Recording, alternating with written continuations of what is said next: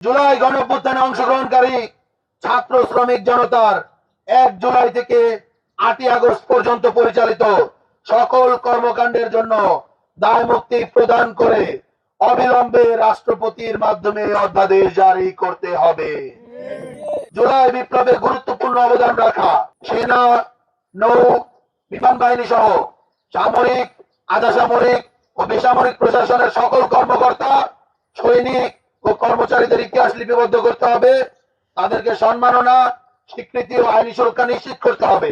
কর্মক্ষেত্রে যাতে হয়রানি বন্ধ করা হয় তার জন্য একটি স্থায়ী কমিশন গঠন করতে হবে এবং 2009 সালের 25 ফেব্রুয়ারি থেকে ফ্যাসিবাদের রোশান হয়ে পড়ে সশস্ত্র বাহিনীতে পদোন্নতি বঞ্চিত যে অফিসাররা রয়েছে দ্রুত তাদের পদোন্নতি এবং গুরুত্বপূর্ণ সংবেদনশীল পদে তাদেরকে পদায়ন করতে হবে। নির্বাচনকালীন বৃহত্তম যে দুটি জোটের প্রধান রয়েছেন তাদের সাথে সাক্ষাৎ পূর্বক তাদের নির্বাচনী ইশতেহারে জুলাইয়ের বৈপ্লবিক চেতনাকে সমুন্নত রাখা এবং জুলাই বিপ্লবীদের নিরাপত্তা নিশ্চিতের ব্যাপারটি স্পষ্ট উল্লেখ নিশ্চিত করতে, তাদের যে নির্বাচনী ইশতেহারে সেখানে স্পষ্ট উল্লেখ নিশ্চিত করতে বৈষম্যবিরোধী ছাত্র আন্দোলন তাদের কর্মসূচি চলমান রাখবে। এবং আপনারা দেখতে পেয়েছেন সুরভীদের সাথে, মাহাদিদের সাথে কি হয়েছে, তৈবুরদের সাথে কি হচ্ছে।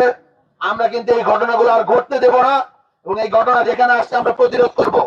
আজকের এই সংবাদ সম্মেলন থেকে আমরা বৈষম্য বিরোধী ছাত্র আন্দোলন যেভাবে জুলাইয়ে ফ্যাসিবাদ বিরোধী ছাত্র জনতার ভ্যানগার্ড হয়ে উঠেছিল, আবারও আমরা নতুন করে সকল জুলাই বিপ্লবীদেরকে বৈষম্য বিরোধী ছাত্র আন্দোলন প্ল্যাটফর্মকে জুলাই বিপ্লবীদের ভ্যানগার্ড বলে ঘোষণা করছি।